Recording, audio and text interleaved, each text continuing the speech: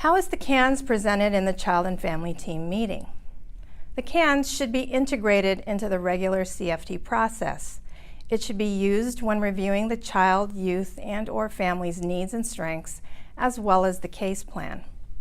In the beginning of a case, the CANS is used as part of identifying the family's needs and strengths. To do this, the CFT facilitator uses the initial draft version of the CANS and prepares a summary of actionable needs, or items rated 2 and 3, and all the strengths. This list is presented to the team for discussion. The CFT facilitator will lead the discussion by focusing on the domains that may have the most actionable items. Please note, the CFT facilitator must prepare all the members of the family for the discussion of the CANS in the CFT. This includes reviewing the summary of needs and strength items and identifying any domains or items that the family members identify as sensitive. The CFT facilitator will work with the family members to determine how to address sensitive items within the CFT. If there are any items where the team disagrees on the ratings, the CFT facilitator will work with the team to build consensus among the members. By focusing how the need impacts functioning and the urgency to address or support the need, consensus can be built. The consensus building process can be challenging. Some guidelines to consider. Number 1, consider dropping any discussion on the rating numbers. Instead, focus on the action levels. But what does that mean?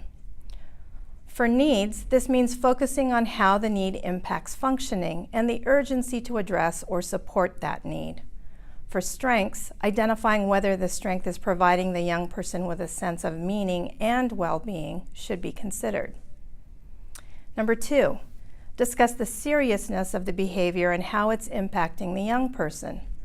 Linking the seriousness of the behavior to the impact on the child or youth can often shift the discussion. Number 3, discuss the context in which the behavior occurs. Does this happen everywhere or just in certain settings? Given this, how does this impact the young person's functioning? Number 4, identify the lowest rating that everyone can agree on. Getting to a rating of 1 on a need is often a good compromise. This can set the stage for more data gathering on the need, as well as revisiting the discussion at the next meeting. Finally, remember that it's okay to agree to disagree. The CANS is an iterative process. The item and rating can be discussed again and the rating altered when more information is gathered. Try to get to a point where everyone can basically agree for now. Remember, it's not about the rating, but about identifying needs that could benefit from supports, as well as strengths that can be helpful if built or developed.